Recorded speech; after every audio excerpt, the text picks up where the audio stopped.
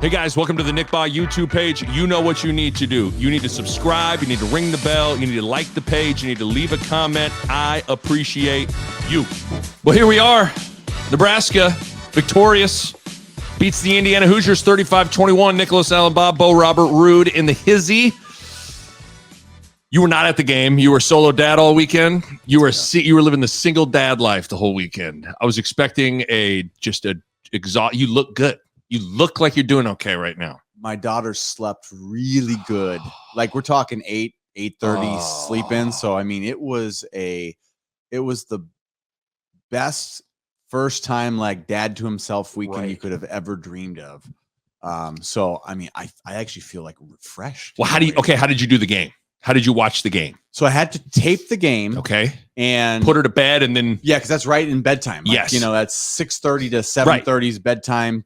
Tub time, all this. We did the whole thing, taped.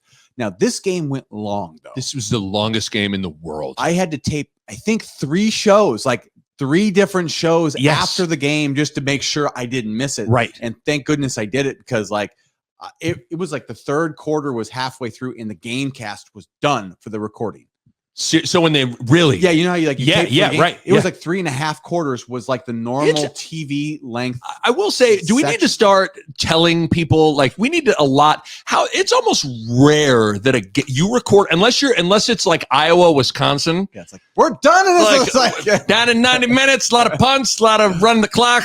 That's all. They go off again when Iowa, Wisconsin play. They go off. You're the old off air. Like see you tomorrow. Like yes, it's just done. That's all it is. But every game now, it's rare that it's allotted thing that you record on your DVR. But this game was spectacularly long. It was. That had to have been brutal to be at the stadium for. Oh, man. I mean, the amount of penalties.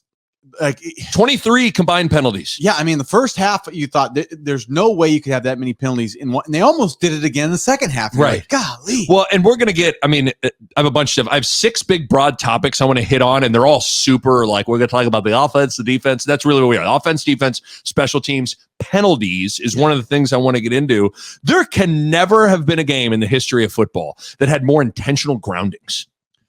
It's just, the amount of times those refs threw their flag and were willing to be like, the next play to be like, we'll throw it again. You bet they were like, God dang it. I mean, at some point though, like you got to just stop throwing the flag. You got to like let the game go. Right. You got to be like, look, each side gets to hold a little bit more. I know that's right. Like if it's so egregious, right. But maybe we can talk about this more when we get to the penalty section. But like, you got some thoughts? I got some thoughts. Yeah, but the guy, Gus Fring is what he looked like from Better Call Saul and Breaking Bad, was like the main official. That's what he looked like. Gustavo. No, I can't think of his voice now, but that's what he kind of looked like. That guy was like a superstar last night. Yeah, he was all over the place. The screen a lot. But we're going to get into penalties because there's a lot to discuss there. Overall, can I start with this with you?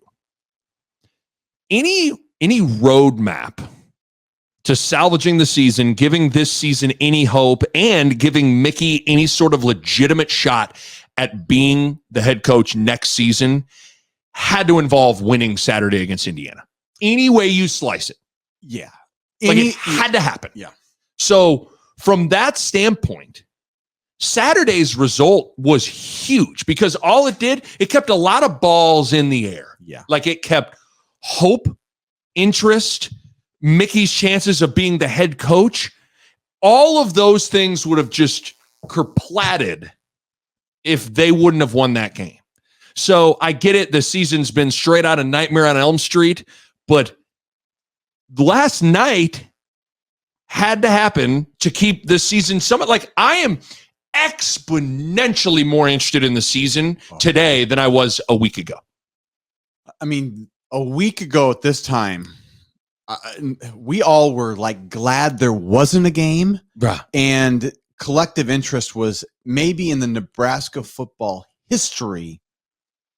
In my lifetime, the lowest it's ever been. Yeah. But 1 week goes by, we win a game, and the rest of the Big Ten West sucks and collectively loses. Right. Like the teams that we expect to be good. Right. Wisconsin's 0-2 and all that stuff. Like in the Big Ten. Iowa, Minnesota all lose. And then you just, we're going to be very careful to not get ahead of ourselves. I know. We It's hard. Guilty. Right. Of misabuse of optimism. Guilty on all charges. Guilty on all charges. Anybody that listens to this, you and I are prone to Kool-Aid, prone to positive. But I mean, I think we can all just all you can do is react to the moment. And when a new set of circumstances gets presented to us, I will arrive at a new conclusion. And now you want to be able to provide perspective and see through the muck. And listen, this team still has a ton of issues, but all I'm saying is the rest of the Big Ten West has a ton of issues. And it just that game kept my interest level is just way higher. I'm not gonna lie. I was like, I want to watch Lance Leipold. I want to watch Dave Aranda. I want to watch Matt Campbell. I'm now like, let's get into what happens with this coach. Yeah. And now it's like, well, I mean, who knows? I sent out a text. I thought it was like, am I crazy? Like, before the game was played, it was like, I was like, Wisconsin gets bludgeoned. Yes. Minnesota gets beat at home to Purdue. Iowa gets smacked. Oklahoma gets smacked. Martinez is playing out of his mind, just running wild. Everything I thought I knew, I feel like I don't understand anything.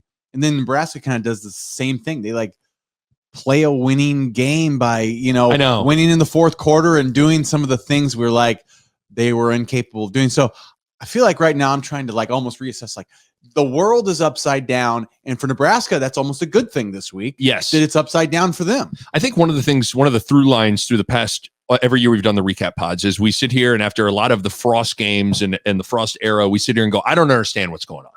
But even within that lack of understanding, what was understandable about it was the inexplicable nature of how they always find a way to beat themselves. Like that was the one thing you could always count on. Like I'm really lost right now with this team, this season. Ultimately, you only got a season's relative to the rest of the teams you're playing against. I look around and I just don't think Iowa's great. I don't think Wisconsin's great. I don't think Purdue is great. I don't think a lot of these teams are great, and I certainly don't think Nebraska's great. And just my opinion on where that team was at a week ago compared to now, it's changed a little bit. I mean, they performed much better than I anticipated them before. I think I would have picked. I'm not sure if we even picked on the Wine Pod. Did a prediction. I can't even remember now. Too much. Nebraska. I think it was like 34-31 or something. Maybe I did. I mean, but I was halfway expecting Indiana to come win this game.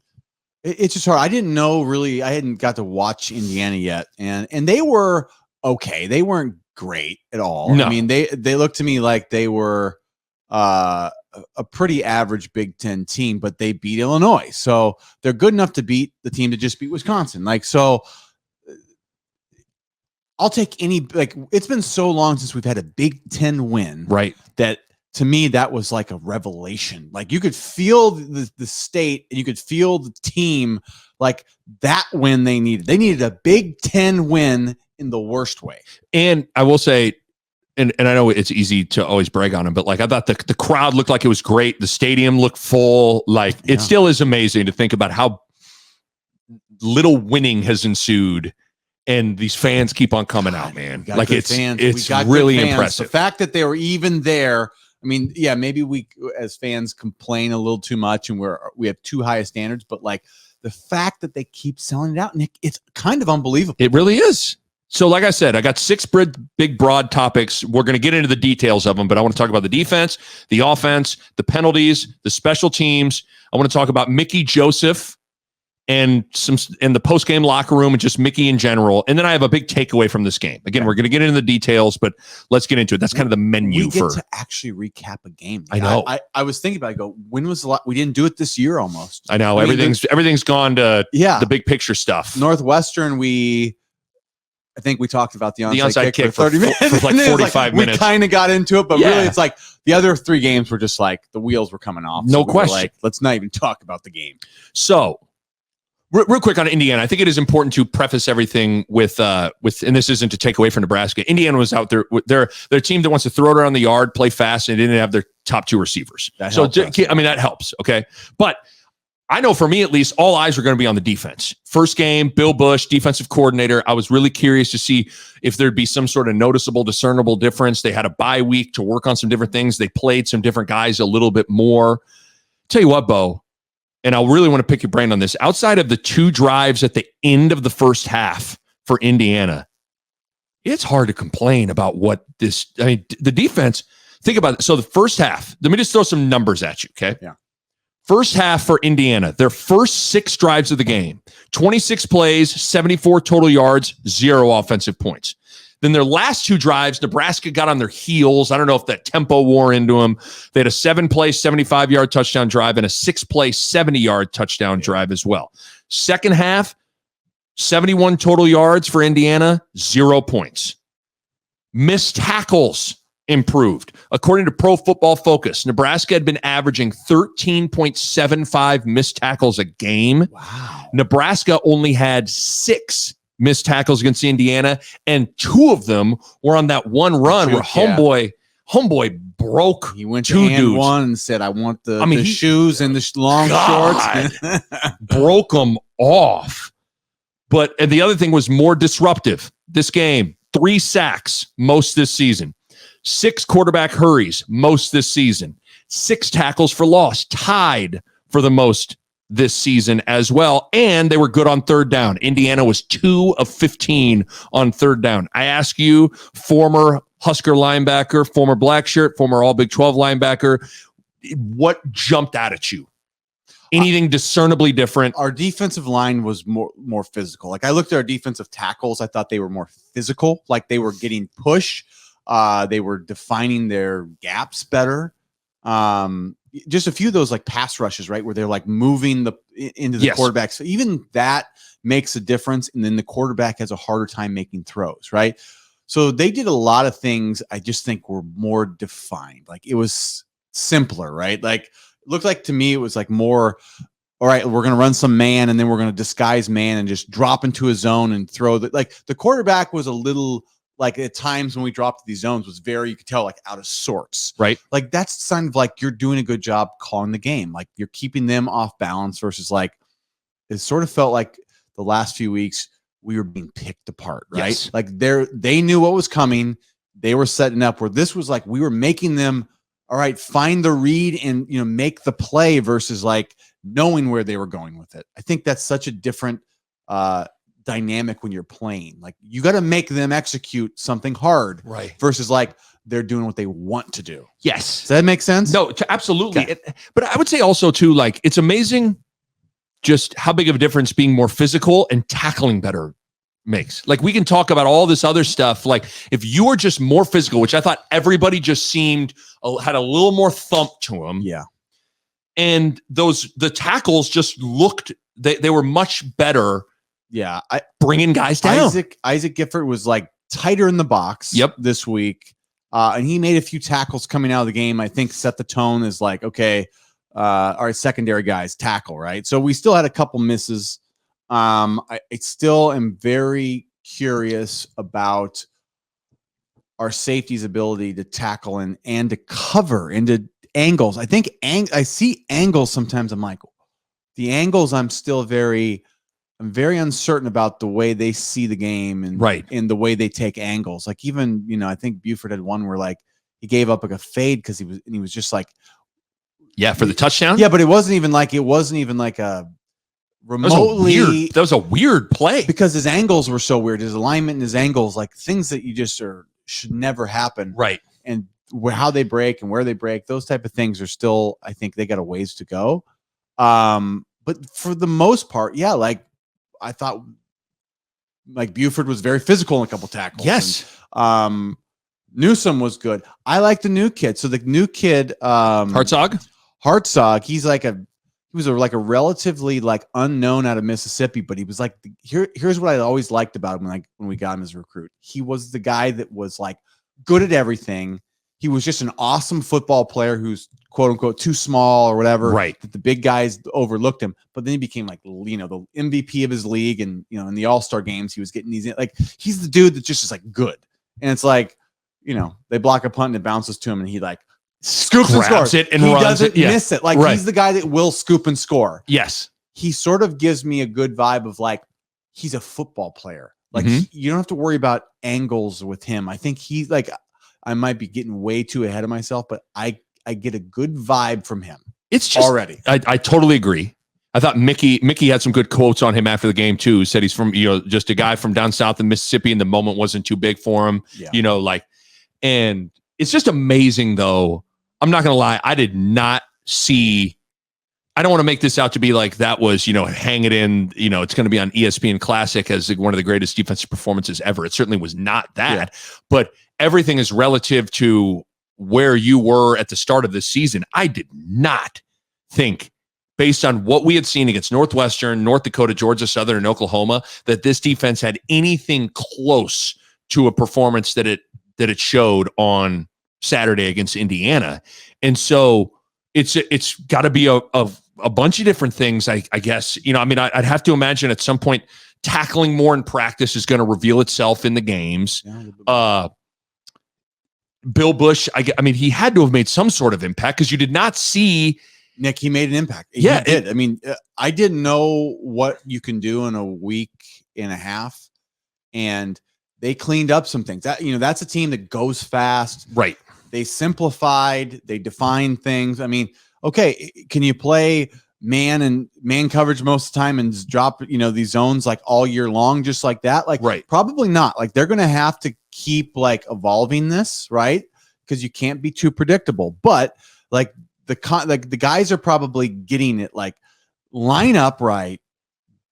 Like, know what you're doing, do it, and do it fast, and like everything should be a little bit better just from that alone. Yes. Okay, now like these coaches are gonna have to do a good job, scheming, getting these guys ready. That's a whole nother layer on top of it. But like the basic level of just lining up right, knowing what you're doing, like we were blowing things. Like we were blowing too many assignments. It started with Northwestern. We gave like an uncontested touchdown. I was just going to say, there was no, but correct me if I'm wrong. I'm trying to remember, even the one long run was 2 missed tackles. Like there weren't any major busts. It didn't look like nobody was just running streak free, right? Like that is a sign of like, we're lined up right. We're doing our jobs. Now physically do it better sometimes. Right.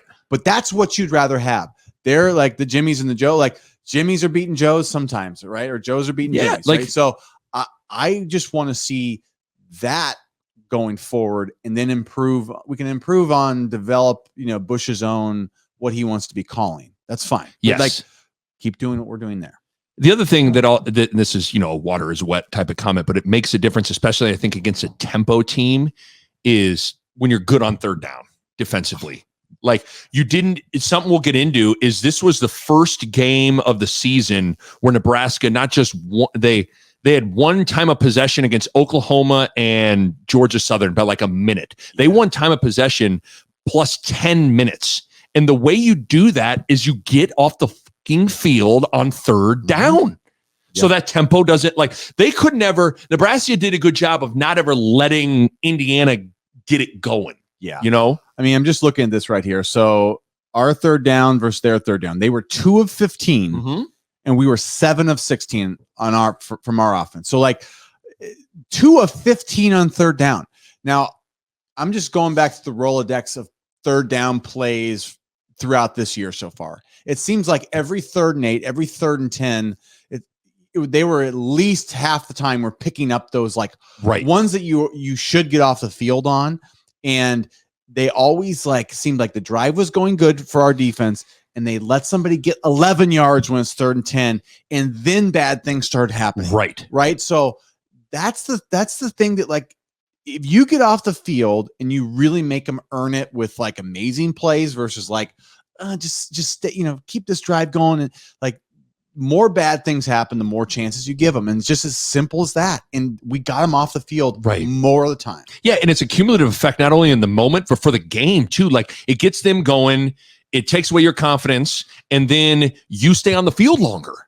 So you get worn down. I just thought the guys were fresher. They've had more pop to them. Some of that probably had to do with the bye, but also when you are on the field less.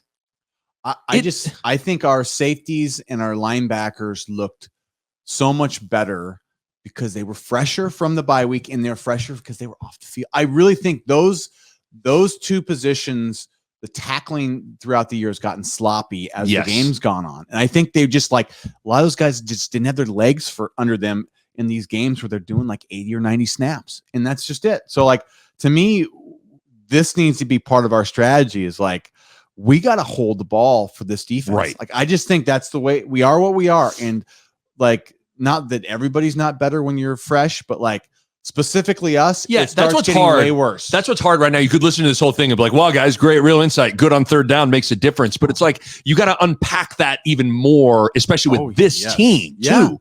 And you're just trying to figure out, okay, what was different? Well, one of the biggest things that was different was they finally got off the field on third down. They got off a lot. I mean, like 2 of 15. 2 of 15. Yes. That's awesome. So I still don't see a lot of dynamic dudes out there that are just or have just that different level of pop to them. But I just, man, when you think about the defense that was out there against Georgia Southern, or the defense out there against North Dakota, or obviously the defense out there against Oklahoma, and then what the defense was out there against Indiana, it is amazing the jump that they made. Yeah. So yeah, I mean, kudos to them. I still like this. So maybe the most impressive thing to me of all the things the defense did was they bounced back from having a really bad 5-minute stretch. Like that 5-minute stretch, it looked like you're talking about the end of the first half. Yeah, in the first half, it was like, are we reverting to what we did? It felt like that. You were like, uh-oh. I thought we were, and then we came out and we got stops in the second half, and I went, okay, well, okay, we're doing it. We're like, we made adjustments. Right. And they work, Nick, well, we haven't done it all year. Honestly, what I think a part of that drive was Matt Millen. I kind of like Millen. He made a good point on those last 2 drives where it started to get away from Nebraska, where he goes, this is what a tempo team will do to you. It was the only time of the game where it felt like that ball got rolling a little bit. And like I said, the first 6 drives, they had 74 total yards. Indiana did. Mm-hmm. In the last 2 drives, they had 145 yards. Like, you're right. It was, you could feel it too. I felt myself saying they need halftime bad because all of a sudden it was Nebraska was leaking a little bit. And you're right. They bounced back from a really poor into that first half. Yeah. Yeah. When we started missing tackles, they were throwing like fades on us, like the back shoulder plays. And I mean, those are hard to stop, but like, we'd rather them.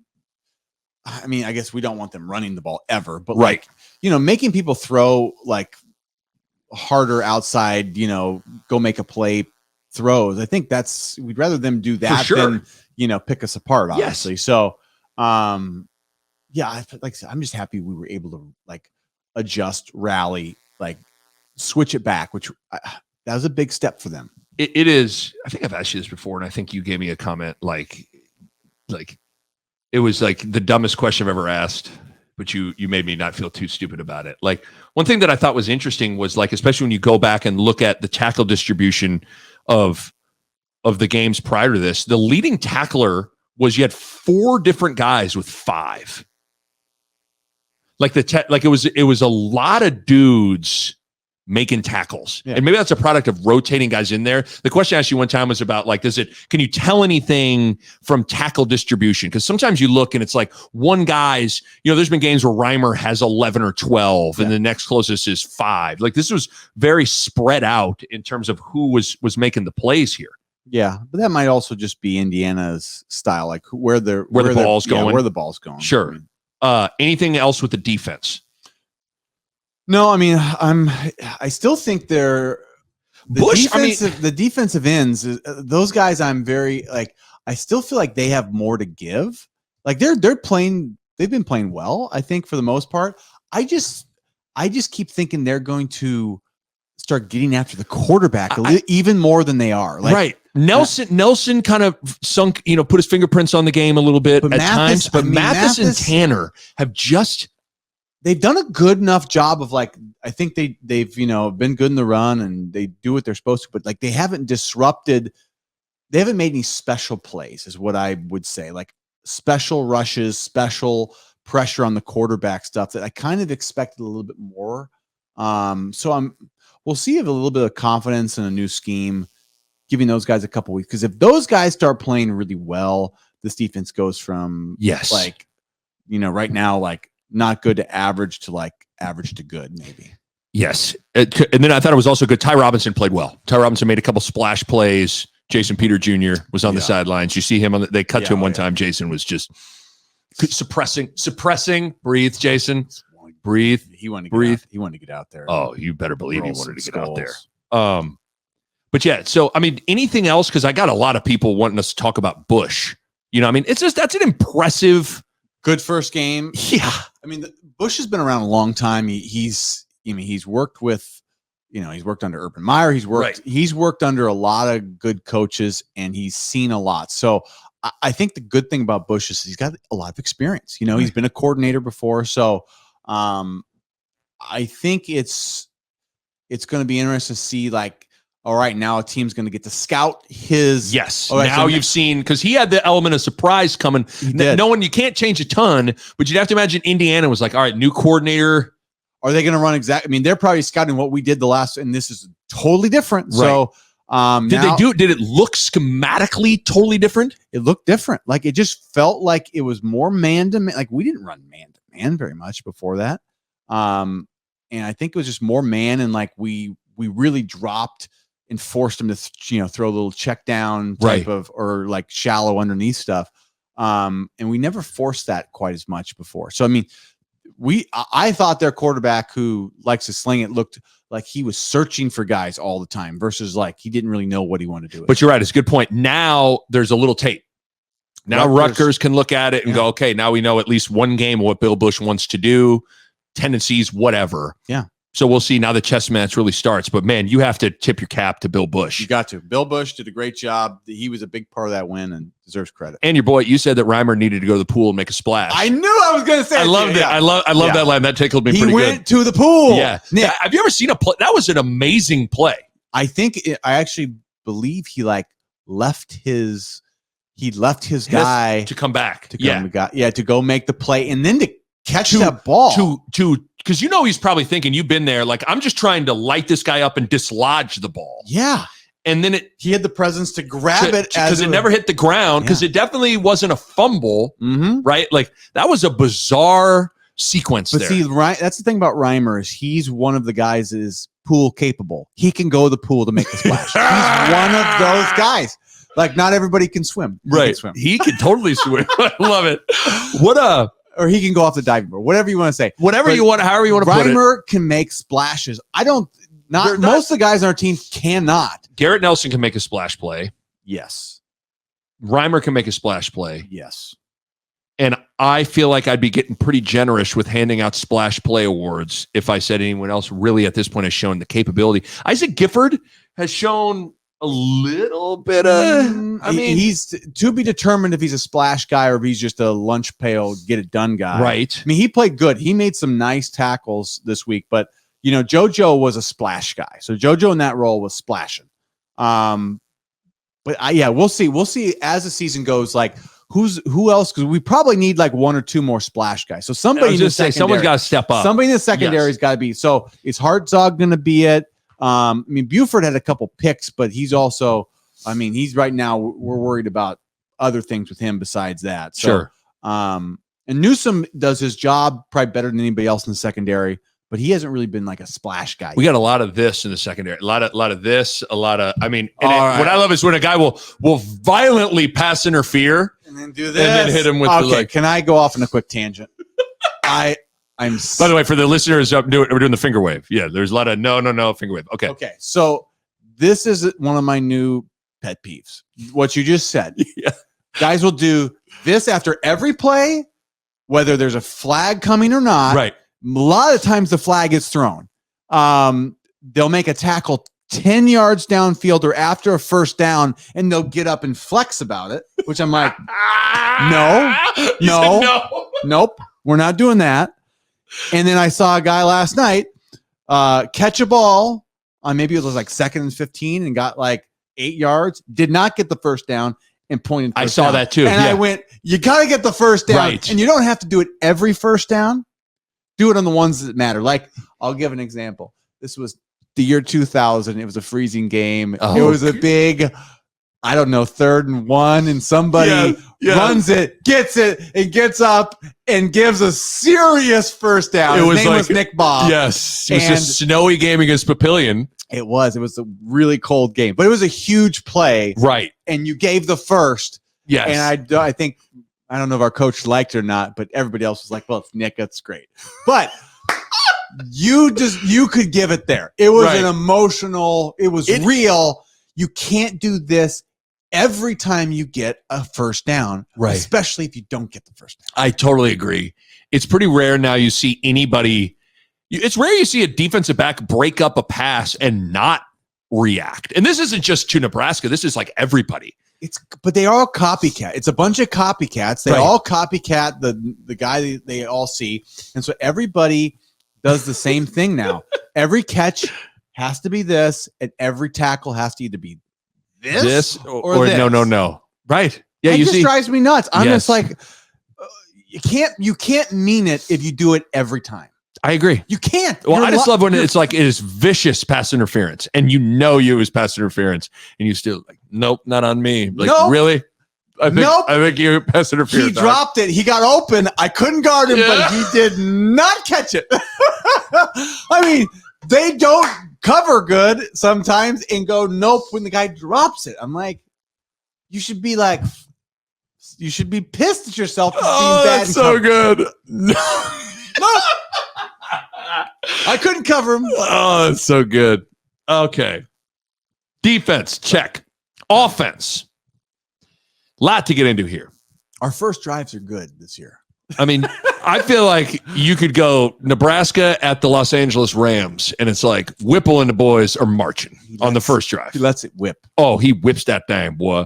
But that's what I wrote. Started strong, finished strong, really sputtered in the middle. Just sometimes it's nice to say it out loud. Here's the first half. Touchdown, punt, punt, punt, touchdown, punt. Second half, punt, interception, punt, punt, punt, touchdown, touchdown, punt. Our offense's ability to look really good and then take 2 full quarters and do nothing. Zero. I don't really understand that. This offense goes in the tank. But sometimes. Then they're good enough when they're humming that I'm like, we got a good offense. But then like, man, like that game started to feel the same way. Like, well, now this is Oklahoma all over again. Like we started fast and we just like fell in a rut. Well, and the thing that drove me nuts as a man that has grown to love field position and punting, could Nebraska have had better field position for the entire third quarter? Yeah. They started every single drive either right at midfield or on Indiana's side of the field and were either throwing interceptions or punting. Now, a lot of what happened were penalties just crushed them. Yeah. Because even what was unfortunate was they had looked great on the first drive. Second drive, they were marching down the field, got inside about the 30, and Alante Brown, I mean, he tackled. It wasn't holding. He full-fledged tackled his guy. You don't need to do that even. You just need to occupy him and let your fast guy, run by, or at worst you get 3 yards. The only thing you can't do is take a 10-yard hold. Yes. You just can't do that. Because then, if I'm not mistaken, I think it was a 10-yard hold, and then Casey got an intentional grounding, and all of a sudden you were humming, and then it was like after that the offense just went in the tank. Yeah, that's the part about penalties that matter so much, is that it's not just yardage, it's momentum and the feeling you have, the play calls you can run. When you're humming, you should not mess with that if you're on offense. You're better off not holding and not gaining a yard, but keeping the momentum going versus going back and throwing away 90% of your playbook. Yes, because it was it was the penalties were a lot of the culprit for what slowed this offense down. But nevertheless, they are a Jekyll and Hyde offense bad, where when it's rolling, it looks pretty darn good. But man, when they can't get it going, it is really, really concerning. And a lot of that goes back to the offensive line. This offensive line is still especially pass protection, gave up 4 sacks, gave up 8 tackles for loss, still a major concern. Yeah. I think that right tackle position, we're still. I mean, they pulled Ben Hart and they put in Brant Banks, his BB brother. Yeah, they're like, give me another BB. What other BB do we got here? Get him in. Let him try. Yeah, because what's unfortunate. But then what Brock Bando do then? Yeah, was he out there? No, he wasn't out. No, he was not out there. But he felt left out. Okay, let's just get into one of the big discussions was Casey Thompson getting benched. And that whole sequence. Wrong time in the game, like wrong position on the field to do that. So I don't know if they were taping his hand, so I don't know if he needed it or not. But to me, it sounded like it was like they wanted him to see, come out, settle down, see the game. Not when you're inside your own 10. God, I just don't like it. I think that was a mistake. Yes. I think that was a very potentially critical mistake. Yeah, it really swung the game. You just don't like Chubba's had a couple of throws this year. So when he comes in, you basically, I don't think you're looking to throw it. They know that. And their mindset changes. And let me tell you, new guy comes in, they're going to heat him up. Where Casey, they might not heat him up as much. Oh yeah, they knew when. So you're asking for it. To me, that's the mistake, is you're asking for it when you bring in the backup QB. And as a quarterback, I've only thrown a handful of these. Standing in your own end zone is a horrible feeling. Yes. It's like you have a shower and you don't have a towel close and you got to do like that wet shower. Like you're like that. You're just like, it's horrible. And I saw a camera. Kevin Suits of 1011 had a camera on Whipple and Casey Thompson.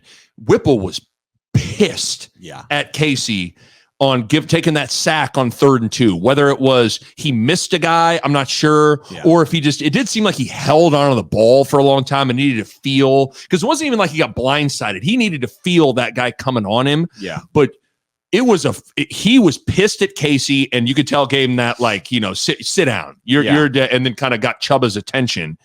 But I'm with you. Don't like that situation. I also, and maybe this is that quarterback in me, I have never been a fan of or subscribed to the school of thought that you hear from people at times of take a quarterback out, let them sit for a series, see it. I think that's a bunch of nonsense.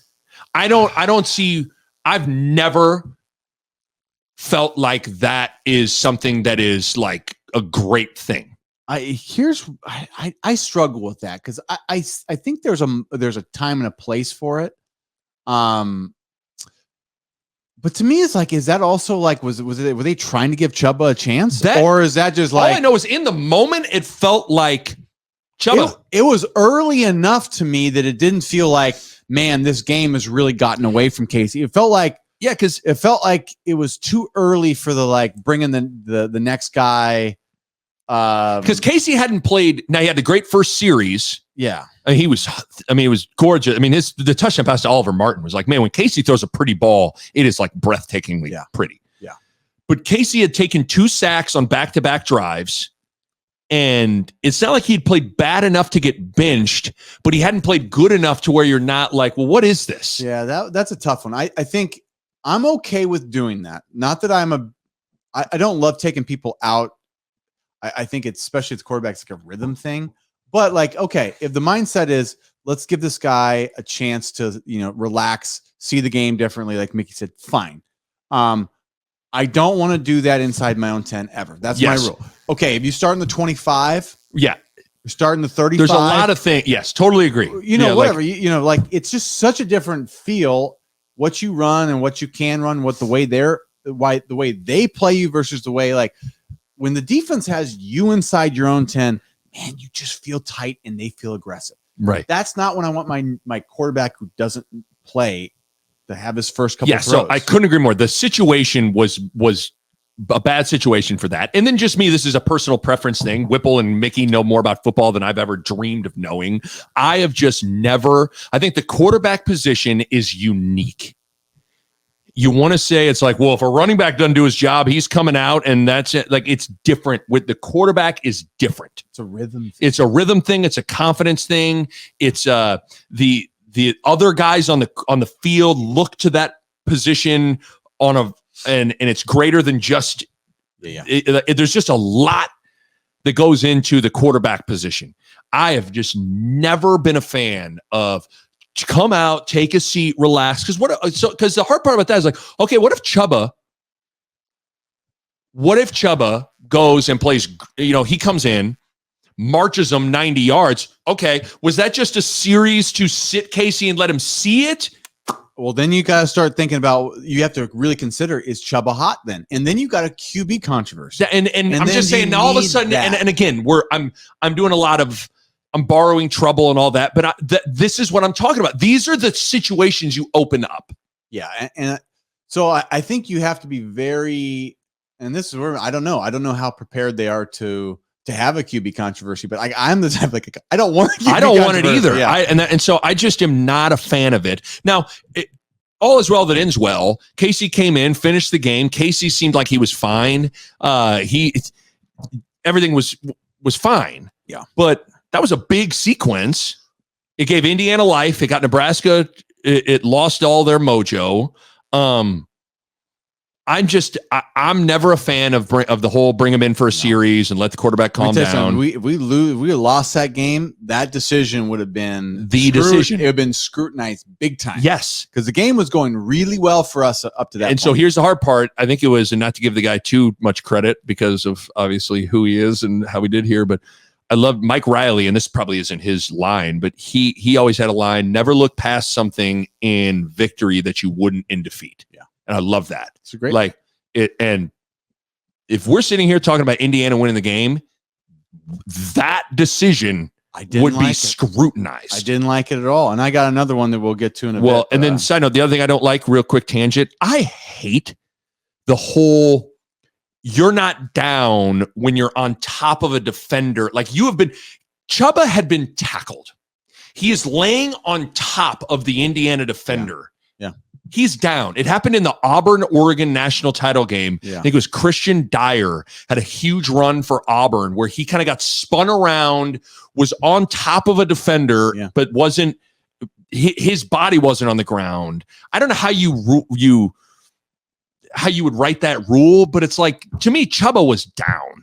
It's hard. They don't blow the whistle. That's just a bad thing. Yeah. I mean, Chuba, don't take a sack in the end zone. I mean, right. Well, it's also, I mean, in his defense, they effectively Grant and then Benhart effectively blocked zero. Two guys it was 2-on-2. It wasn't like they were outnumbered. Yeah. It was 2-on-2, and those two guys didn't touch the two guys. And that's where, like, I don't know whose fault it is. I mean, it looked like they were both wrong because they both touched nobody. But like, that's the same thing with the defense, like pass blocking, right? Pass protection, like define it.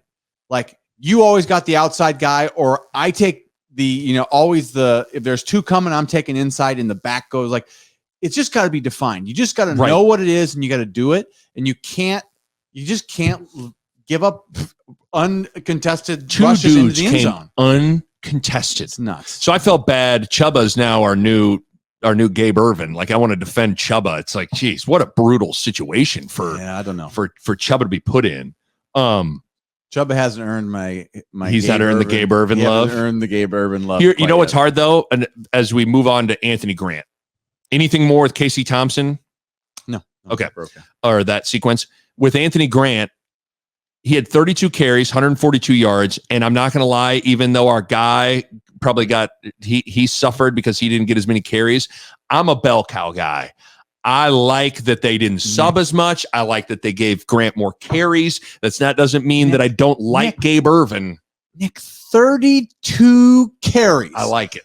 That is the sign of a bell cow. That is the sign of not that Anthony Grant is like the end all. I'm just saying though, like it says something that we're willing to give a guy 32 carries.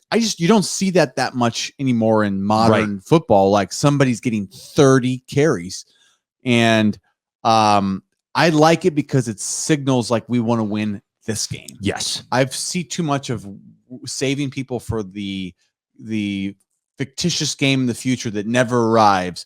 Like sometimes you need to give 30 carries, and you need to. I agree. Yes.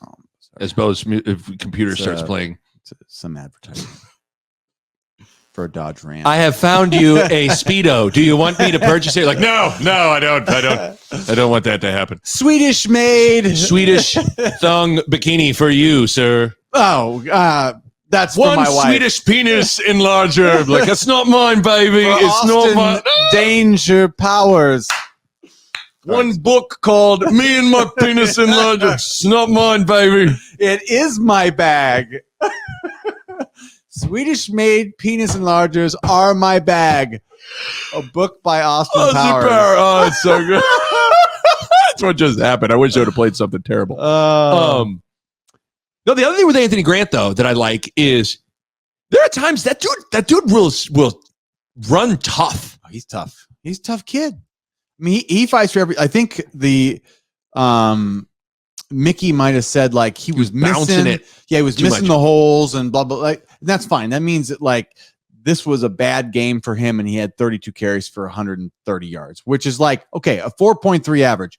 Yeah, that's not like great for him, but like he controlled the game in a lot of ways. Like we could give him the ball, and he would make 5 when there wasn't much there, or he'd get that extra couple yards and get the first. He was the guy we could depend on to just be like, we're going to win this game by handing you the ball all fourth quarter. I think he is, without question, the best running back since Amir. Now, he ain't Amir. He's better than Ozigbo. But he is better than Ozigbo. He's better than any of the other guys that you can list that's been thrown in there. He's good enough. He's good enough. I'm not saying he's great running back, but he's good enough. Yeah, for sure. You know who else is really good is Trey Palmer. That's another guy that you go, best receiver since. You go, is he better than Stanley? He's different than Stanley. I mean, we haven't had a guy that can run like him. I mean, he's the only guy that I can remember, maybe ever, that can run the deep post and outrun. I mean, he's running past Oklahoma. Nick, he's like big time speed. Like they say when he's even, he's leaving. That's I like that. Yeah, Trey Palmer. I like that. He's leaving. Well, I love even Mickey after the game. He said, we're throwing it to Trey. Just hit your back foot, throw it as high and as far as you can, and he'll go get it. Nick, there's not many guys like that. I mean, 8 catches, 157 yards, 1 touchdown, and he's got like this. he's got the dangly earrings. You know what I say about that? Sweat, like your confidence. Got so much confidence. If you got a dangle, because I think like Dion, LT, like those are the guys that did dangle earrings. Right. Like, you are so stupid confident. You cannot. You wearing this. You cannot wear dangle earrings and suck. No, you can't suck, but you are also just, it's like inherent. Like if you've reached a level of confidence in your life, you're like, I better wear the dangle earring. I'm going to let him dangle. I'm going to let it dangle. I don't know what it is. He's a dangle guy. It's like, maybe it's like Johnny Depp, like you get so rich and famous, you're like, I'm going to be a pirate. I'm going to be a pirate today. I'm going to wear a headscarf and just be like, I'm going to wear 10 rings. I'm going to wear lots of rings. Multiple scarves. Yeah. Because I am Johnny Depp. I think Trey Palmer's just like dangle him. Like, I'm Trey Palmer. I think here's the problem is when you're slow, you're just like, yeah, like, I can't wear the dangle. No, but like when you're that fast, you're like, well, I'm the fastest guy in the field, and I think I want a dangle earring. I don't know why it works together. It just does. He's a good player, man. You know what else? Our boy Oliver Martin kind of played well. Came back from Chimney Rock from a year ago. We just got a milk carton in today. His face was off the milk carton. Found. Good news out of Lincoln today. Oliver Martin has been found and accounted for. Hooray! He was at Chimney Rock, got lost. He's back now. But so Oliver Martin was pretty dang good. Yep. Good to have Vokalek fully back and doing his thing. But Trey, man, like Nebraska, their best wide receiver, best running back, like those guys are good enough. Yeah. To go on the field and let's not waste them. Let's not waste their, because I don't know. I mean, because does Trey have 2 years to go? I thought he did. Anthony's got 2. I think they both got 2 years to go. So, like, I think we need to give these dudes the rock, which we're doing, which I like. But we need to play well enough around them, win some games. So, like, 1, they'll like stay here, and 2, like, I don't know, like we got they're unique talents. Like one's like really good running back, and the other is like a really haven't had a special, player fast, like a speed receiver that just takes the top off the defense every game. Haven't had a player like that. No, we haven't seen that speed before. He is, man. Because the 71-yard touchdown was fantastic, and he caught a tough one. He's caught some tough ones where he's going to get hit, and I don't know that he's like a great like possession receiver, but he's like Nick. I mean, let somebody else help in that role. But like once or twice a game, you can throw it deep, and you have a chance at scoring every time. Like right. It's hard to defend, and their defense now always has to go, well, we better send somebody deep middle, because that guy's on the field. Right. If you don't, it's because they had a great all 22 cam replay of Palmer's touchdown, and they basically just got the middle of the field open and let Trey just run free. And we do it once or twice a game, and we should do it every game, because then they have to honor it. Yes. The other thing with the offense too is for a team that has lost a ton of close games, and really, let's be honest, the offense hadn't played well for a lot of the game. They scored 2 of their last 3 drives, 14-0 in the fourth quarter. Like they closed out the game, which is there's a lot of confidence that could probably get drawn from that. And it's just so weird how like all of a sudden at the end of games, like Nebraska can kind of just hand it to Grant, and like he can kind of chunk them down the field when they haven't been able to do that for a lot of the game. Well, I think that's also we held the ball, time of possession, man. This happens to our defense. It's a time. It is. It's like the longer the defense is on the field, the more tired they get, the more mistakes they make. You can kind of you have a better chance to do what you want. I think that's just how it works. And so because here I said so. Time of possession, Nebraska was plus 10. Time possession against Indiana. Against Northwestern, they were minus 9 minutes. Against North Dakota, they were minus 13 minutes. Against Georgia Southern, they were plus 3, and Oklahoma plus 1. But so plus 10 makes a difference. That allows you, the 2-yard run turns into a 4-yard run in the fourth quarter, and that's the difference in maybe closing out the game. Yeah. So all in all, it's like I love Palmer, I love Grant. I think Casey's good. Casey good can enough. win you games. His interception was more of a. It wasn't a great throw. I'm not sure. It almost looked like they weren't on the same page on the route, but it was a really good play by the Indiana defensive back. And it was unfortunate because it was right after Reimer makes the pick. The next play, Casey throws the interception, give it right back to him. Ill-timed. But there's just something. They got to figure out how to be a little more consistent where, when this offense sputters, they are. Yeah, they just can't. I like us when we're running the ball. I like when we define our runs. I like when we pull. Like when we just mush it, when we do the mush zone.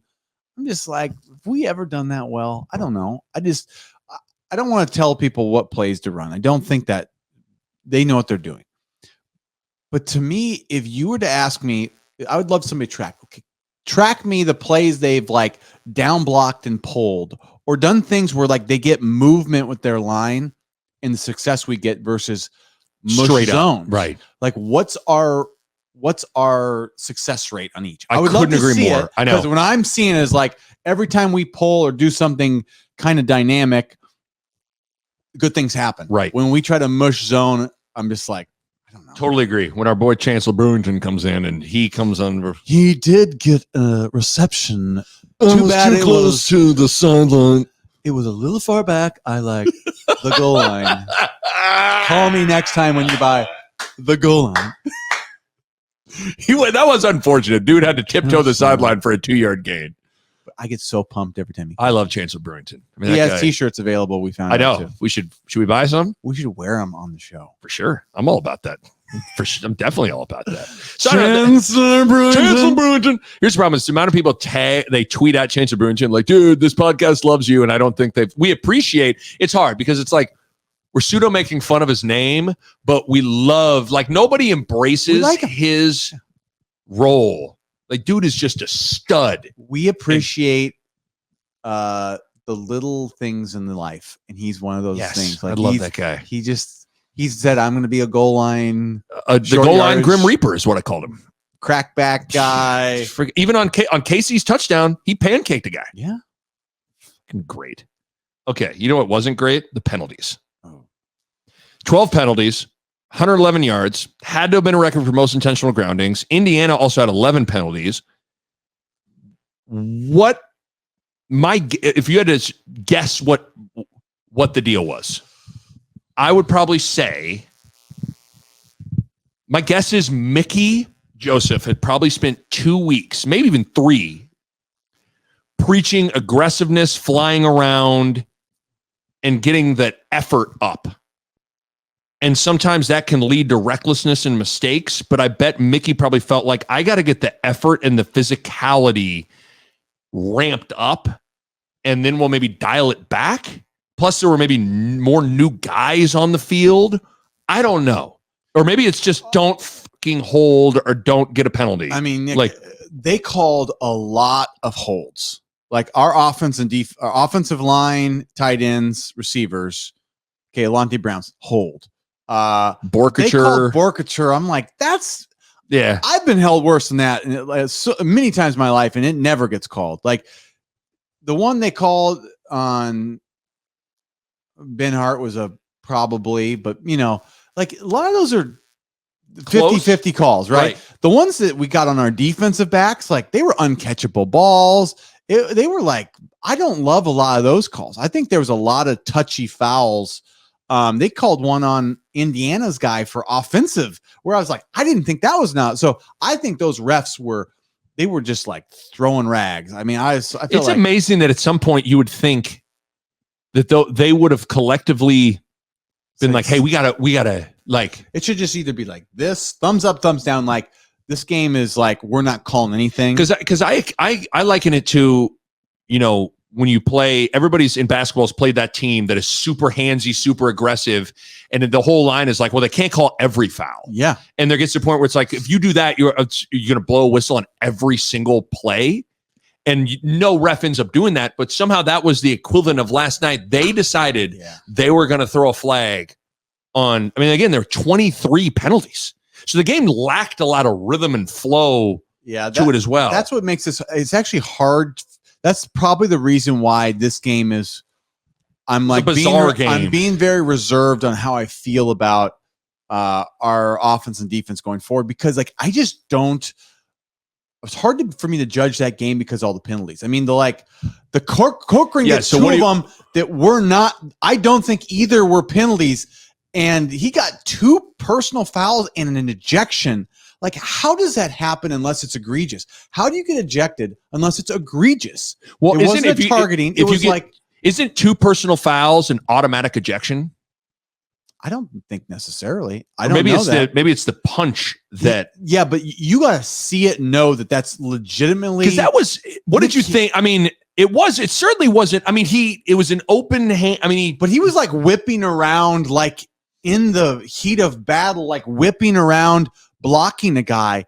He didn't slug a dude after the play. Like, to me, an ejection is like, I slugged the guy after the play because I wanted to punch him in his face. Right. That's how you get booted. Not I'm blocking a guy and my hand grazed his face. Like that shouldn't even been a penalty. Yeah, it wasn't egregious at all. An ejection. That was not a penalty. Well, in the first one, in my mind, the first one, it didn't even look. First of all, the guy kind of flopped.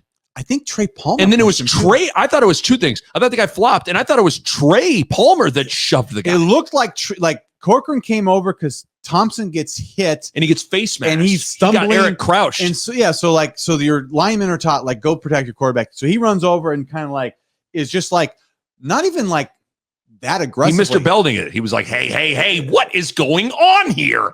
Come on, Preppy. I like Kelly. All right. But then it's like usually like linemen come up and like clean the pile and like drill somebody. He didn't do that. He was like, they were kind of just like scrumming to get up a little bit. And then Trey Palmer comes over. Looked like Trey almost. Trey was the one to me that really put his hands on the Indiana guy. I know. And then that's what I'm saying. It's pretty amazing. That's our best lineman. Yes. He's our best lineman that got ejected for 2 pretty much phantom calls. Like those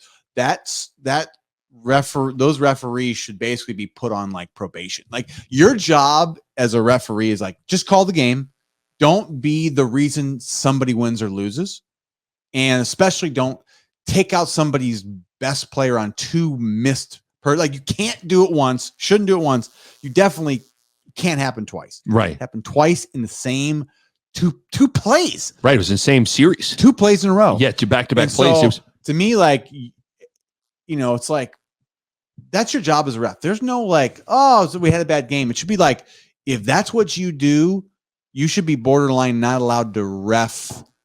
You shouldn't lose your job, but you should be like, you're now one of the people on notice of like, we don't know that you know what you're doing. Yeah, I just don't think. I wish I would have seen the replay. There wasn't ever a great angle at it, and it just, man, we've all seen when someone punches someone on a football field, and that was, Nick. It's obvious and it's egregious, and when it's not, it should never be called. It's football, like, right? And so, like, maybe I'm being a little extreme, but like, I think there's got to be a process of maybe they have this, maybe they do have, because Mickey said we're going to send it in, yes, but like. They need to have a tougher process because like that game was borderline. That game was borderline. If I wouldn't have been a Nebraska fan and cared about the game, I can't imagine any casual fan would have wanted to continue to watch that game. No, because they ruined it. It was an unwatchable game. Yeah, the game's better if like more people hold and there's bigger holes but like as long as you let it go both ways. I've always, and I don't know if it applies for football. I've always been one of those guys like I'd rather let people play than call it too tight. Always. And that was insane. Yeah. I mean, there is like, okay, there's times where it's like, we're going back to basketball, but like, yeah, the team is just, they fouled. Like, so maybe like in the first half, you're calling a little bit tighter and there's more fouls and what happens? Well, that guy's got 3 fouls. He's got to go sit. Like, those things are okay. But as long as it's called equally across both sides, it's fine. It's just though, like, the other thing, we were calling ones that like, it's football. Like, you can't call ones that didn't really like the ones that don't happen versus like not calling enough is so much better to not call. With Turner Corcoran getting ejected. One thing I was thinking about as that game was finished was, in the offseason, Corcoran, Teddy Peño down, and Nerlens Noel were going to be 3 starters. Yeah. So they closed that game out without 3 starters on a line that already lacks depth that isn't very good. I know. So it's pretty, if you're looking for like a bright side of it, like the fact that they were able to close the game out the way they did without Corcoran, and then obviously without those other 2 guys because Noel is out for the season. But yeah, the penalties were brutal. Yeah. Real quick, special teams. Block punt, return for a touchdown. Kolarvik got it. Hartzog scoops and scores. Dominated field position for most of the game. Buschini was pretty darn good for most of the game. I wanted to ask you, were you a little surprised that they didn't, when Indiana was penned at their own 1-yard line punting? Why safe? Why not go after it? I think this is where I would have liked to see him go after it. It's like they've already blocked one. This is the moment where special teams coordinators see it the opposite. They see they're going to be you got about return, protection. Yeah, you can hold up easier and get. So I get it. That's a special team coach. I also think that they didn't want to like. It's also not a bad decision in the sense of you're going to have great field position. Don't do something stupid like rough them. Yeah, rough them. Right, but. I just figured because they'd already blocked one in the situation, like And just, I thought, I was like, here we go. This is going to be, they're coming after this thing. Yeah, I think because we already blocked one, I kind of had my, when dogs start foaming, I was kind of foaming. Oh, I thought that's what was going to happen. Well, the other thing too, what did you think of Trey Palmer returning punts? I think he's too slow. He's got to go. Yes, you got to be. He's trying to, like, he's taking 3 seconds to make his first cut, where it's like, dude, get up the field and go get 10 or 15 yards in those 3 seconds. Right. I mean, because I thought the other thing that was unfortunate about that was, like, you didn't go after it, and then Trey Palmer caught the ball and seemingly went nowhere. Go get 10 yards. Go get 15, man. And I get it. Punt returning, there's an art to it. You're setting guys up. You're cutting back. But, like, there's a fine line between being patient and being too patient. And I thought all of his returns last night, he was being way too patient. I think he doesn't look like a natural punt returner to me. You know what I mean? No. Like the great ones, they have a certain rhythm. There's a rhythm to him, like catch, bounce, break. He seems like his rhythm is not that. I think he's faster than but I don't think he knows how to get to that like the great punt returner. Totally agree. I was a little disappointed though, because he had a lot of opportunities to have some decent returns and wasn't great. It's an art form. Like, returning punts is its own art form. I think Trey Palmer's something else, and he's trying to, like, he paints landscapes normally, and this is abstract. That's a good way to put it, though. It's a different, like, punt return. I've always said point guards and punt returners are born, not bred. You're either comfortable back there returning a kick, and the moves as people are coming at you are just different. Yeah. Versus, and same thing with the point guard. You're either comfortable entering offense, you got the mind for it, you got the feel for it, all those kinds of things. Because not all good passers are good point guards. Yeah. And not all fast guys and good runners are good punt returners. So I was a little disappointed in him. He's a guy he's good enough. Like, he could take one to the house this year. Yes. Like, he has that ability, but he's never going to be DeJuan Gross. No. That's it. He's faster than DeJuan Gross, but DeJuan Gross is a better punt returner. By the way, and I don't know, you see it and you kind of go, oh, wow. I don't know if that's really that amazing, though, because I don't know how much it actually happens. But that was the first blocked punt return for a touchdown since 2009 against Baylor. So it had been a while. Yeah. And Kolarvik got a hand on it. Like you said, Hartzog scooped it.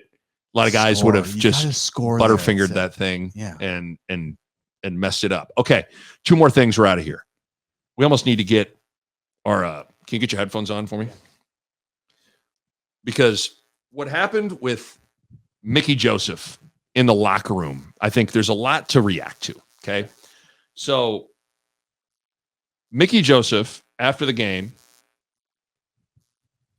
and I'm sure by now people have probably heard this and seen this, but I think it's something we gotta get into anyways.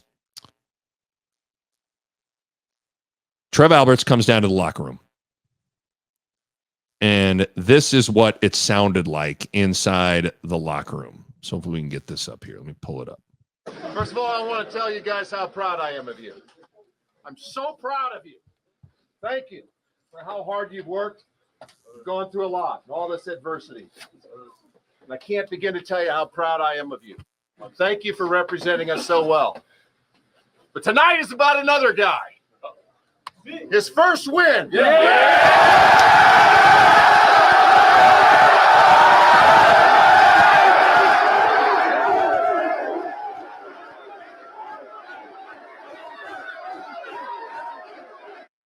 So there you go. I also, quite a scene. I also saw, like, I think it was probably a little bit right after that, they had another one where they're just chanting Mickey. Yes. Mickey, it's because they were kind of doing it at the end after the roar. Yeah. Right. If they would have kept the camera running, they started chanting Mickey. So we take the headphones off, but quite a scene for Trev Alberts to come down to the locker room, give Mickey Joseph the game ball. I think it speaks to how Trev views Mickey and the respect he has for him. Yeah. And then for the players to react the way they did speaks volumes to how they feel about him. Clearly the players love him. Yeah. The one thing that scene, and again, we're all riding the wave a little bit. That scene made me go, we maybe need to take Mickey Joseph even more serious as potentially being the guy than a lot of us are already doing so. I don't know what happened after the Oklahoma game, but it felt like the narrative was like Mickey Joseph is out of the coaching search almost. I don't know if it was totally like that, but if you were reading between the lines, they were talking about a handful of other coaches way more definitively than the whole Mickey story. Like something happened after the Oklahoma game where it's like, maybe that was just like wishful thinking. Yes. But Trev Alberts came down and enthusiastically got in the circle and gave out a game ball. Now, Dr. Tom, I don't think, but this is also like, Trev knows Mickey. Trev was a big part of Mickey coming back here, becoming assistant head coach. He's the guy he tapped. He built this contract which I think, did you send me the contract? The contract, there's the line in there that he has a 3-year deal, and whether he's head coach whatever or is not, he goes back to his position. But the way that people understand that, the way people had explained that, like Mitch Sherman explained it, this doesn't mean that, let's say Lance Leipold would come here. This doesn't mean that he has to keep Mickey. Oh, see, I thought it was more like they're pretty much trying to. I mean, I think they're going to. They're going to try to. I think they're going to try to do that. My guess is Trev or whoever. Let's say they hire Lance Leipold. Yeah. My guess is Trev's going to say, "Listen, Lance, this is your decision, but I will say, I think it would be a good idea for you to retain Mickey Joseph, and here's why." Blah blah blah blah blah blah blah blah blah. Yeah.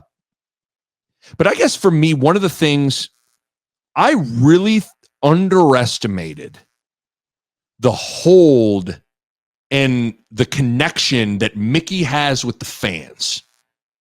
Like, he has a much bigger grasp on the hearts and the souls and the minds of Husker fans than I anticipated him having when this thing got started. Yeah, it's funny because he's kind of from a lost, I wouldn't call it a lost era. No, but it's the era that doesn't get discussed a ton. So this is funny because I didn't think about Mickey Joseph because I don't really remember him playing. You know what I'm saying? I don't. Yeah, There's interesting. Like, obviously, I knew who Mickey Joseph was as a player. I can't speak to remembering Mickey playing. So I have in my old bedroom, I've got a signed photo from Mickey. So at some point when I was 6 or 7. I don't know if I went to a fan day or something, but Mickey signed. I have a Mickey Joseph signed picture. And so like he's there, but it's also then 93, 94, 95, 96, 97. Like that happened and you kind of went Tommy Frazier, Scott Frost. Yes. And he Mickey got lost in the shuffle. Lost in that shuffle. But I also have a signed Mickey Joseph. So Mickey's like a name. He was beloved when he was here, has all the credibility. He coached Omaha North, loves Nebraska. He has that got sort of lost though. So it's weird. Like he's this figure now that like, it's all kind of like, it's weird because it's not obvious. Right. He's not obvious. Frost that won a title and sent Tom Osborne into retirement on top. And he's not T. Frage. And he's not T. Frage. Hell, he's not even Eric Crouch, who won a Heisman and all that. But he's not, Johnny Incomplete Pass. No, he's the guy that right before the championship run, and then he went away coaching for he coached in Omaha North, but then he went away for a long time. And he went into coaching obscurity. Yeah. So it wasn't like he went into coaching and you turned on the Saturday CBS SEC game and Mickey was on the sidelines right away. He took the long route that got out of the minds of Husker fans. But I guess that's what's been interesting is how quickly he's got a real hold on people. And I think more people than you think are now Husker fans are a part of Nebraskans is they're loyal and supportive. And when you're the head coach, lots of people are like, damn it, I don't care who it is. I'm going to support and root for that guy. But there are a lot of people that I think would love nothing more, not only because it means Nebraska wins and makes this season interesting, but I think there's a lot of people that want to see Mickey get the job. Here's why Mickey is so appealing, though, because, I mean, like you said, he went to obscurity, but then he ended up in LSU. So people have been kind of following him since he got to LSU. Yes. It's like, oh, Mickey Joseph's at LSU? Like, people went like, the light bulb went on like, oh my God, like, I didn't know he was such a good coach. I didn't know he was such a good recruiter. Yeah. So then, like, all that starts happening. We get him back. We see the way he recruits and connects with kids, right? Yes. We see what he does. But on top of that, just like Frost, he understands what it means to play at Nebraska. Right. He did it. He understands what the fan base and what this thing's all about, which was like, you know, that was like the number one thing we said after Callahan and after Riley is like, if you don't understand us, it doesn't work.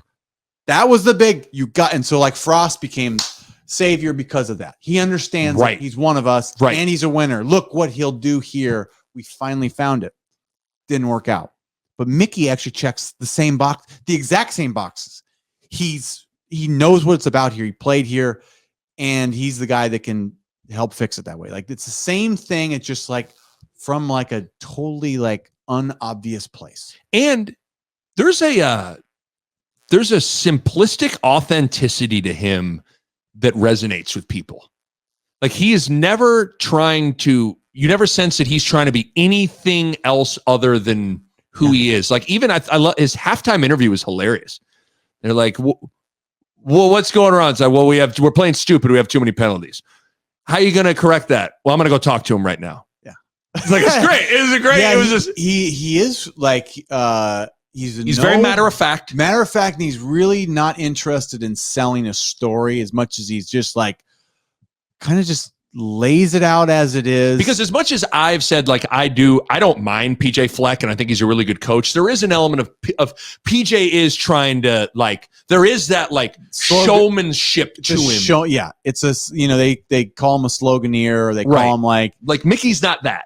Yeah, he definitely is. What's the word? I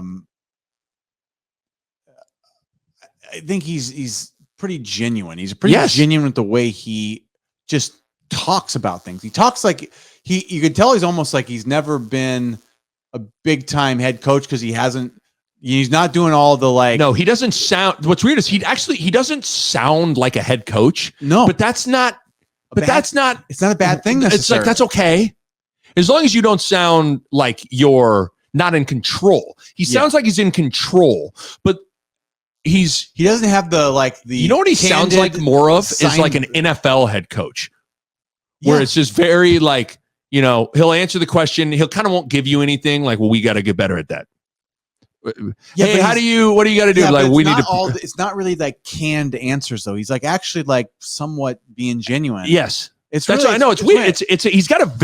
He's got an undefinable, it's a really unique way of the way he answers questions and speaks. Yeah, because he's not being mean or short or cliche filled, but he's also not giving into, like, you know, I always say that football's a lot like life in that you get, you know, like, there's none of that with him. He's not preaching. He's just sort of like just being himself. It's to be determined, because this is new for him. Right.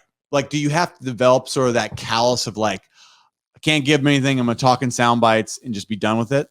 Or I'm going to start sloganeering. Like, maybe that happens over time. Maybe over time, with enough reps, you have to do that. But right now, at least his projection to the world is very much kind of its own thing right now. I had a whole topic I wanted to save for our wine pod, but we're kind of going there. Can I throw something at you? There are no rules. Okay. You know what? And this is really borrowing trouble. You know what would be potentially not a great scenario is if Mickey does, and this season goes good, but not quite good enough for him to be named the full-time head coach. Yeah. And he gets retained.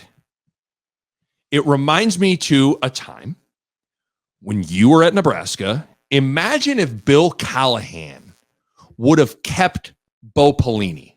Now, on the surface, it would have been great because you're keeping a great coach and you're keeping someone that the players have a great connection with. But you never want to have a situation where there's any sort of waffling on who's the head guy and that everybody is totally behind that guy being the head guy. Because what you wouldn't want to have happen is it's got to be awkward if you're gunning for the job, you don't get it, and you're now retained as an assistant coach. Mickey seems like a guy, if there's anybody that's built to lose out on not getting it and would still go do his job and wouldn't have any problem doing it. But nevertheless, what you don't want to have happen is Nebraska hires Dave Aranda. Dave Aranda keeps Mickey Joseph, and some of the locker rooms like, man, that should have been Mickey, man. We need to man, Mickey should have been, this should have been Mickey, man. I think it becomes a problem if the guy you hire isn't good. He better be a pretty dynamic, because the one thing Mickey is I get this, that Mickey knows how to, some coaches know how to just coach you. Some coaches know how to reach you. Yeah. Mickey knows how to reach you. Yes. And have your heart. And so whoever this next coach is, better have a charisma to him. I'm just now, we're borrowing trouble. And maybe let me make this abundantly clear. Like, I would love nothing more than, I'm rooting for Mickey. I hope when next year's seasons kick off that Mickey Joseph is still in Lincoln, Nebraska, regardless of role. I think it is in the best interest of whoever is hired to probably keep Mickey on. But I'm also saying, let's not be naive to some of the things that we're talking about here. This is what's hard, because you said that, and it's one of the questions that will never be answered. Is like, Callahan keeps Pelini, who at the time was like the best defensive coordinator in football. I mean, his 2003 season was like a revelation for the people that were there. Right. The guys that were, I mean, it was like, the way you and your brother talk about him is like, that season was in its own way one of the most impactful seasons of my life. It was just it just felt like everything was hitting on the right cylinders, right? Which is hard to describe, but it felt like we were playing a different game than other teams. It felt like we're advanced. Like, he came from the NFL and we were running like Pete Carroll's system, right? Like to a T. It just felt like we were doing something special. Now, pair that with Callahan's offense. I don't know. I think there had been a chance that it could have been really well. I also do think with Pelini's personality that it could have turned into, like, you remember when like this would have been not such a bad thing, but the Bears in the 80s with Buddy Ryan and Mike Ditka, it was like offense versus defense, not like not friendly, like hostile almost, right? Like, it could have maybe went down one of those roads, but I also think it could have went a lot better for Callahan if he would have had Pelini in his staff. Oh, I feel like you're misconstruing. Like, I think it would have been, I think the hard part is it's not an apples to apples conversation, because like Pelini was a defensive coordinator and was elite at it. Like, and he had never coached it. What Mickey is doing now is like, he's getting a whole season. Let's be honest, he's getting a full season. He's got a Big Ten season audition. So for him, it's like, if it's either he's going to me though, I think it will be clear. I think he'll either win a lot or will win one or two. In some ways, I wonder, like, Trev would never say that. Like, it would help Trev out if it was obvious. If it's 4-4, if they go, if they're sitting at 5 wins, if they go 5-7 and he wins 4 of these last 8 games, goes 4-4, if he goes 4-4 in the Big Ten, what do you do? Now, it maybe depends on what else is out there, like who else you could get, all those kinds of things, what the 4-4 looks like, all those kinds of things.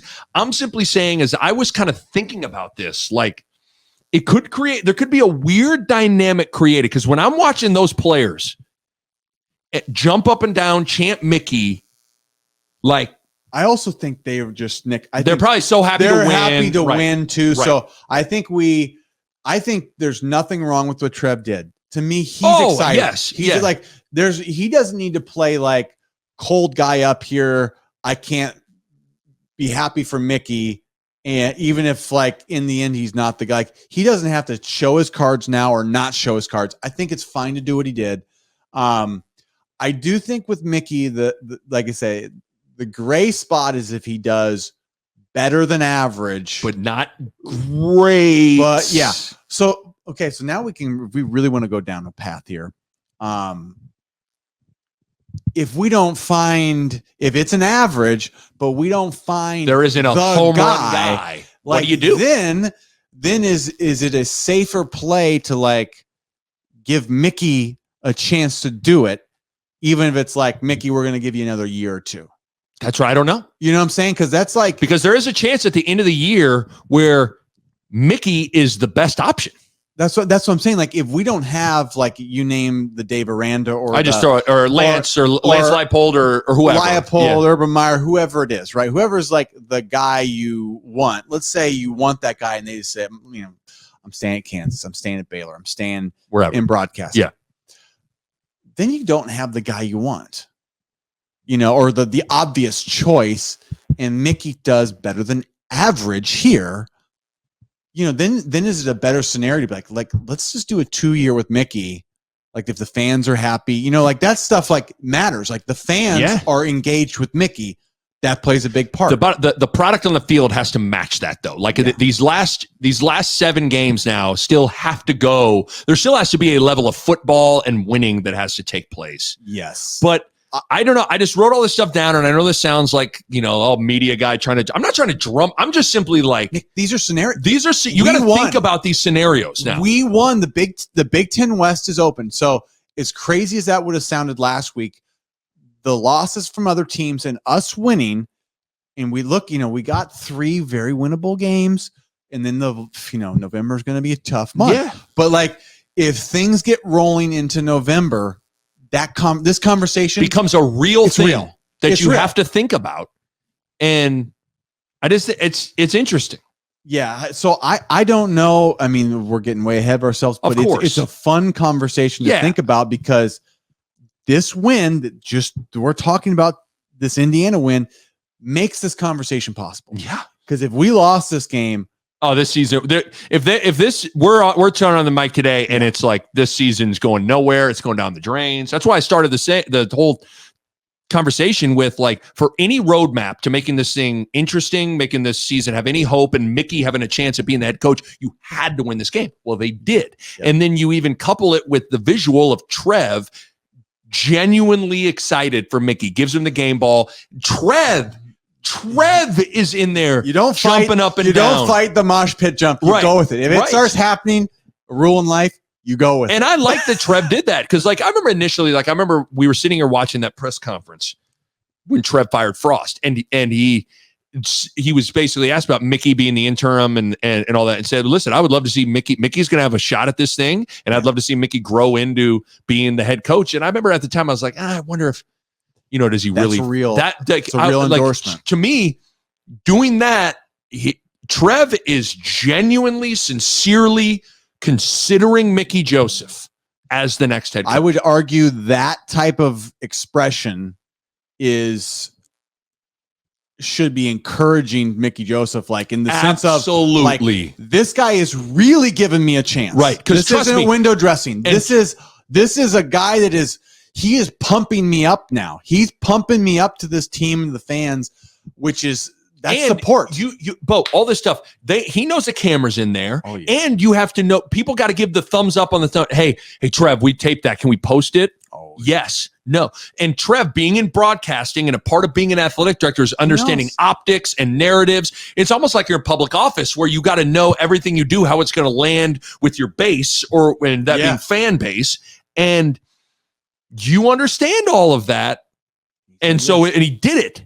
So to me, it's almost like, by handing that game ball, it is like, guys, Husker Nation, I am heavily considering this guy. Yeah. So just some things to chew on there. I just saw that video, and that's why I wanted to send it to you. I'm so glad you did, because I didn't, you know, if I'm not on Twitter, I didn't see it, but I think so. This makes Rutgers very interesting. So it goes. Is it Rutgers, Purdue, Bahe, Illinois. And then it's got a real opportunity here. Well, here's that schedule is here we go. in his favor. This is how I want to wrap this up. Kind of a broad takeaway, and it kind of builds off what we're talking about. I had to look this up, but it was Henry Ford. You're a history guy. A Model T assembly line. He will build an automobile to get us from point A to point B faster than any horse or any walk-in could do before us. No, Henry Ford had the quote of, if you think you can or think you can't, you're right. And I want you to think about this for a second. The story the players can tell themselves now, again, and all that matters is if you believe it, you being the players. The story they can tell themselves right now is, all right, we got a new head coach. We got a new defensive coordinator. We got a new defense. We've changed the way we practiced. We're tackling more. We finally had a bye week to get our legs underneath us emotionally and physically. And what happened? We just won a Big Ten game. And it was by far the best defense had played this year. And now you look at the Big Ten West standings and you go, oh shit, we're in a tie for first place. All I'm saying is the recipe for seeds of confidence can get planted there. And right or wrong, you can kind of explain away the first 4 games of the season if you're a player right now. And to quote another guy that we know, Andy Dufresne from Shawshank Redemption wrote in the letter to Red, hope is a good thing, maybe the best of things. And I have to assume for the first time since August 27th in Dublin, Ireland, for the first time, hope is probably permeating throughout that locker room. And I have to assume this is for the first time in a month. Those guys are going to go to practice with a little bit of bounce in their step. You look at the Big Ten West standings. Nebraska, Minnesota, Iowa, Purdue, Illinois, Northwestern, all tied at 1-1. So I'm not saying or predicting that this team's going to go to Indianapolis, but confidence can get derived from a lot of different places. Confidence comes from preparation. Confidence comes results, but confidence can also come from the tale you tell yourself. And the one thing, Mickey, I think, and the one thing you got to tip your cap to Trev, the moves to fire Frost and to fire Chinander give an opportunity for the players to tell themselves a different tale. That's it. And now they finally had one result. They got to win. That works. So all of a sudden, the preparation's different. Preparation, confidence. The result is different. Results equal confidence. And the tale that they can tell themselves is different. Yeah. And that's another way to gain confidence. Said. Wow, that's well said. You thought that out? I thought that out. That's pretty good. But that's I couldn't, Nick, they've finally seen themselves win a Big Ten game. It's been since Northwestern last year. Think about 360 some days since they beat an FBS team. They just kept so this gives them an opportunity to get on a win streak, which we've never we keep talking about. We kept saying, can we get in a 3-game win streak and see what happens to our fans and to our team?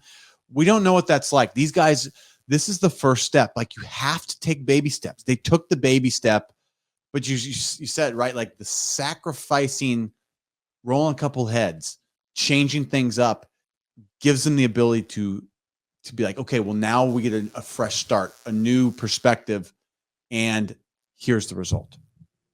We're a new team, right? They can kind of tell as much as that may not be true.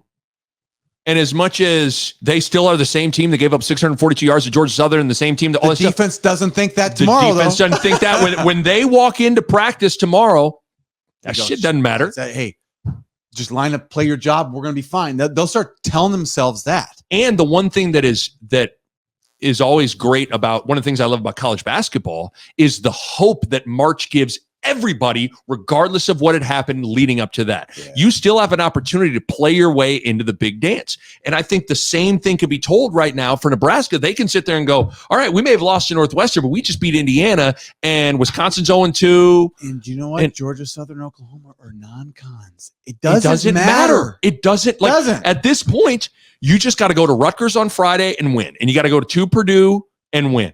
And you got to get a bye week. You got to rest up. And then you got to host Illinois, who's playing great, and you got to win. But they're Illinois. They're not Michigan. Right. Illinois was a team we would probably most want to play to start this year. So, yeah, Illinois just beat Wisconsin. So maybe I should reel that back in. But still, those 3 games are your 3 most winnable games, if we would have said at the start of the year. Those coming up games, which means, you could get the lead. You could in the Big Ten West if you just play good football. And then you put the pressure on the other teams, on the Minnesotas, the Iowas, and the Wisconsins in November. Then it becomes, Nick, the pressure's on them for the first time in a decade. Yeah, well, I mean, I'm just saying, there's a path here. Again, I know, but I'm saying we just did it again. Well, no, I'm saying if I had to either bet on this or bet against it, I would have bet against it happening. You got to bet. But I'm just saying there is now a legitimate conversation. What a difference a week makes. There's now a legitimate conversation for Nebraska to be playing meaningful games in November. It's really all that matters in the end is how you do in the Big Ten. That's really what being the Big Ten football is about, right? So we are even with every team in the league. And I'm telling you, so just think about all those things you can tell if you're Mickey or your players right now. Why go to work hard? Why prep? Why watch the extra film? Why do the extra drill? Because guess what? We're in it. Guess who is tied for first in the Big Ten West? Nebraska. You can say we are. Then you go. It does. It shakes up your whole way of looking. If you are out of it for the year, you're done. You're just not going to prepare. Kids, human nature says we're not going to work as hard. That's what I'm saying. Once the chances of any sort of hope of anything interesting with whether it be a bowl game, a Big Ten West race, whatever, gets removed, and the coaches are probably dead man's walk-ins, man, it was going to get sad. And listen, that story can still become a reality. You go to Rutgers, get your teeth kicked in, you go to Purdue and lose, and then you go lose to Illinois. November gets dramatically less interesting. But the opposite is true. And again, if I had to bet on it, I'd bet against it. But I'm saying it's possible. That's good. It is possible. So what a difference, what a difference a week makes. I can't believe in our wine pod, one of our first topics I threw at you is, do you care about these last 8 games? And now listen to us. Not only because of the fact that they won, the fact that defense took steps forward, but then the rest of the West did. I'm telling you, Minnesota getting beat is huge. And Wisconsin losing. Yeah, Wisconsin's 0-2. Yeah, Wisconsin was showing signs of they're struggle. Iowa, obviously, they couldn't score. Right. But now they got beat. So it's dude, you couldn't ask for a better week. You really couldn't have. Right. So it'll be, because you look around the West, man, and it's like Illinois crushed Wisconsin, has looked really good, but I don't think Illinois is great. Iowa offense still shaky. Purdue had a great road win, but we'll see what Purdue is. Minnesota dominated Michigan State, had dominated their opponents up to that point, but then looked very human against Purdue. And I'm not sure. Wisconsin, they lose to Washington State at home. They get crushed by Ohio State, and they get crushed by Illinois at home. You go, what's going on there? And then I think we all admit that Northwestern, even though they beat Nebraska, Northwestern is not very good. I don't know, man. I don't know what I am. But we're back in it. We're back, That's baby. all that matters. We're back. That is it. Anything else? Any parting shot or anything that you? Nothing comes to mind, but I think if we think of anything, we'll be wine podding. We'll wine pod it up. You guys can email any questions you got. If you guys want to throw us some questions, nick@nickbahe.com. If you got some questions you want us to field this week when we're drinking some wine, we can do that. Maybe if anybody's got any questions on the 90s, because I will be done with my Chuck Klosterman book that you have also read, and that's something I want to talk about in the wine pod. So questions about anything 90s. Not 90s Nebraska football, but 90s in general, other things. 90s, right? Whatever, world politics, pop culture, music, movies. We want it all because it's going to be some. Was there ever like a mini book club type thing here? Yeah, why not? If we ever read the same book, we're going to talk. That's what I'm talking about. Okay. All right, my friend. We'll see you in a couple days for the wine pop. Cheers. Cheers.